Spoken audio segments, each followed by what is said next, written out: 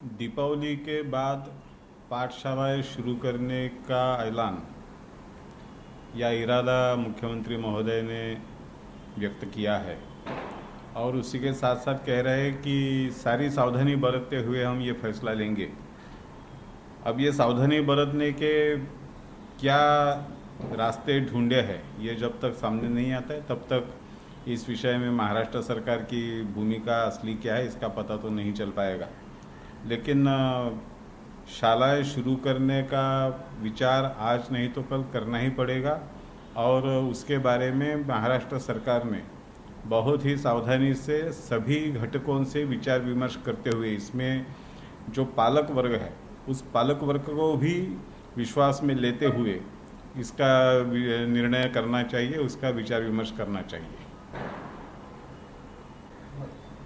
दिवाळीनंतर शाळा सुरू करण्याच्या बाबतीत आम्ही विचार करू आणि सर्व प्रकारच्या काळजी घेऊन आम्ही शाळा सुरू करण्याबाबतचा निर्णय घेऊ असं मुख्यमंत्र्यांनी सांगितलेलं आहे।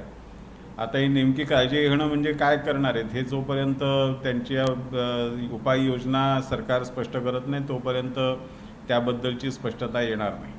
परंतु हा निर्णय घेत असताना आज ना उद्या शाळा तर सुरू कराव्या लागतीलच, परंतु ते करत असताना संबंधित क्षेत्रातल्या सर्व घटकांना विश्वासात घेऊन विशेषतः पालक वर्गाला विश्वासात घेऊन पालक वर्गाची भूमिका समजून घेऊन त्यांच्या अडचणी लक्षात घेऊन सरकारने निर्णय घेतला पाहिजे आणि सरकार सर्वांशी विचार विनिमय करून निर्णय घेईल अशी आम्हाला अपेक्षा आहे।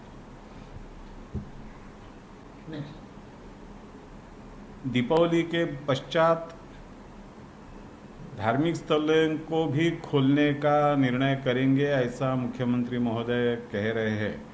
इसका मतलब यह है कि दीपावली में हम मंदिरों में नहीं जा पाएंगे, गुरुद्वारों में नहीं जा पाएंगे।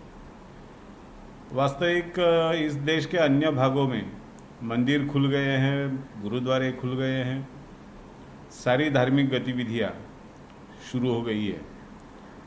ऐसा होते हुए भी केवल महाराष्ट्र में मंदिर न खोलने का ये महाराष्ट्र सरकार का निर्णय, महाराष्ट्र सरकार की ये भूमिका अजीब है और इस पर कौन सी विचारधारा का प्रभाव है और ये समाज के धार्मिक भावनाओं के खिलाफ चलने का आग्रह सरकार क्यों रख रही है इसका पता नहीं चलता है। मंदिरं उघडण्याच्या बाबतीत सुद्धा दिवाळीनंतर निर्णय घेऊ असं मुख्यमंत्री म्हणतात। याचा अर्थ दिवाळीमध्ये लोकांना मंदिरात जाता येणार नाही, गुरुद्वारांमध्ये जाता येणार नाही। वास्तविक या देशाच्या इतर भागांमध्ये मंदिरं उघडली आहेत, त्या ठिकाणी दर्शन सुरू झालंय, परंतु ऐन दिवाळीच्या दिवसामध्ये जर आपण आपल्या श्रद्धा असलेल्या देवाचं दर्शन घेऊ शकत नसलो आणि तेही सरकारी निर्बंधांमुळे घेऊ शकत नसलो तर ही परिस्थिती अत्यंत अजब आहे, गैर आहे। देशाच्या इतर भागातली मंदिरं उघडतात तर महाराष्ट्रातली का उघडू शकत नाहीत? सरकारच्या या भूमिकेमागे समाजाच्या धार्मिक भावनांना विरोध करणारी काही भूमिका आहे का आणि ही भूमिका कुणाच्या आग्रहामुळे आहे हेही समजलं पाहिजे। मेट्रो कारशेड कंजूर मार्ग में लेके जाने का फैसला महाराष्ट्र सरकार कर रही है। जैसा हमारे नेता माननीय देवेंद्र जी फडणवीस ने बार बार ये कहा है कि ये फैसला केवल व्यक्तिगत अहंकार के कारण लिया जा रहा है, इसमें मुंबई का कोई भला नहीं है, मुंबई का कोई फायदा नहीं है, बल्कि इस विषय से, इस फैसले के कारण मेट्रो का सारा काम जो अभी भी धीमी गति से चल रहा है वो पूरा लटक जाने वाला है और उसकी कीमत बढ़ने वाली है। तो ये सारी चीज़ें केवल व्यक्तिगत अहंकार के कारण अगर कोई करता है तो इसमें महाराष्ट्र का और मुंबई का कोई हित नहीं है।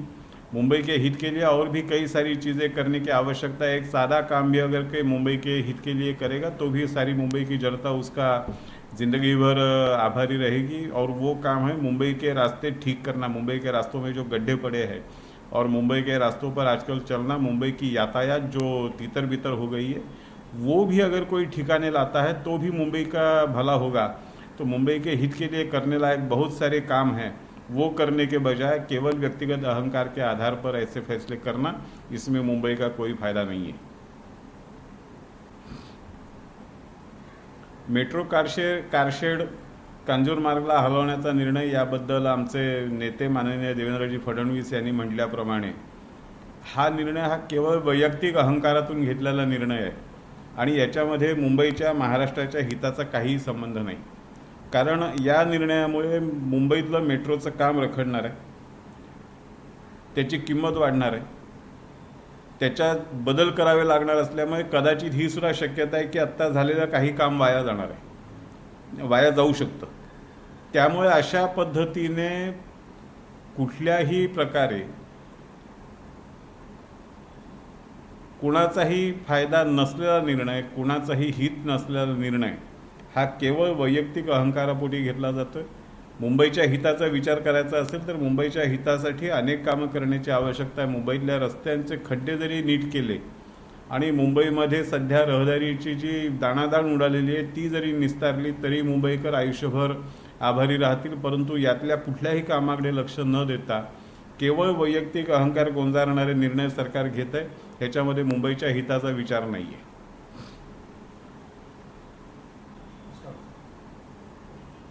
अमेरिका के बहुप्रतीक्षित राष्ट्राध्यक्षीय चुनाव के नतीजे आखिर आ गए हैं और इसमें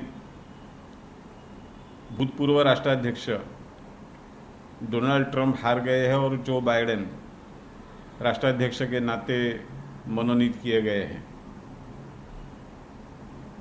अमेरिका की दृष्टि से ये बहुत ही बड़ा बदलाव है। इसी के साथ साथ पूरे विश्व की राजनीति पर भी इसका असर पड़ सकता है, क्योंकि अमेरिका एक जागतिक महासत्ता है और अमेरिका में होने वाली घटनाओं का नतीजा, अमेरिका में होने वाली घटनाओं का परिणाम दुनिया भर में होता रहता है। भारत की दृष्टि से भी इसके कई पहलू है, लेकिन जहाँ तक भारत के साथ संबंध बनाए रखने का मुद्दा है तो जो बाइडेन भी जो अमेरिका की सालों से चली आई हुई भारत के साथ दोस्ती की नीति है वही आगे चलाएंगे, ऐसा विश्वास हमारे प्रधानमंत्री माननीय नरेंद्र जी मोदी ने व्यक्त किया है और वो सही साबित होगा, ऐसा मुझे विश्वास है।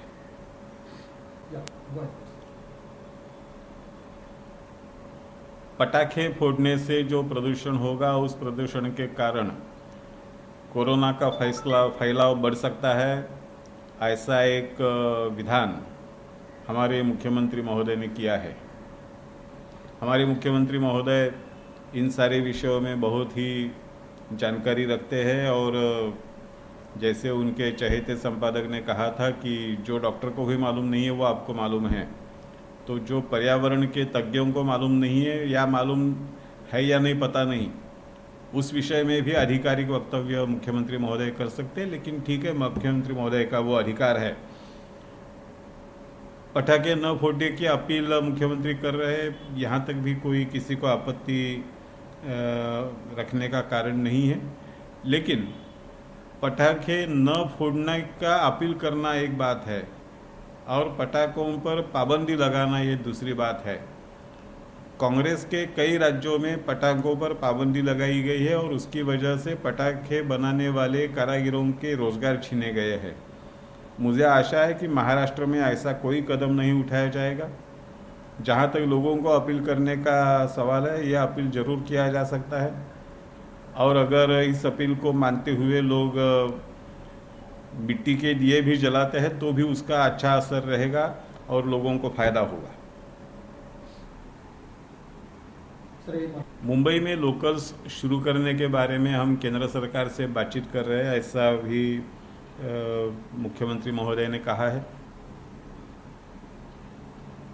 ये बातचीत कौन से मुद्दों को लेकर चल रही है और रेलवे राज्य सरकार से क्या चाहती है, ये स्पष्ट होना चाहिए।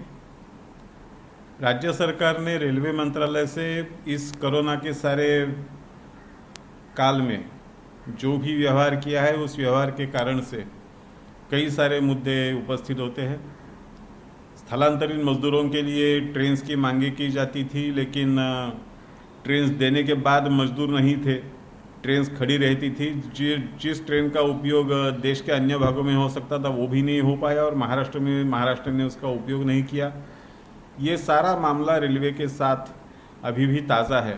तो लोकल शुरू करते वक्त रेलवे के साथ महाराष्ट्र सरकार क्या बातचीत कर रही है, क्या तय हो रहा है और रेलवे महाराष्ट्र से क्या चाहती है, ये सारी बातें लोगों के सामने आना जरूरी है।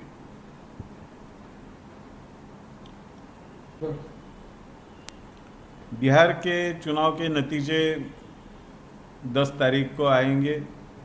जो भी एग्ज़िट पोल है वो एग्ज़िट पोल अलग अलग तरीके के नतीजे बता रहे हैं और हमारी जानकारी जहाँ तक है तो हमारा गठबंधन राष्ट्रीय लोकशाही आघाड़ी एनडीए वापस सत्ता में आएगा, ऐसा हमें पूरा विश्वास है।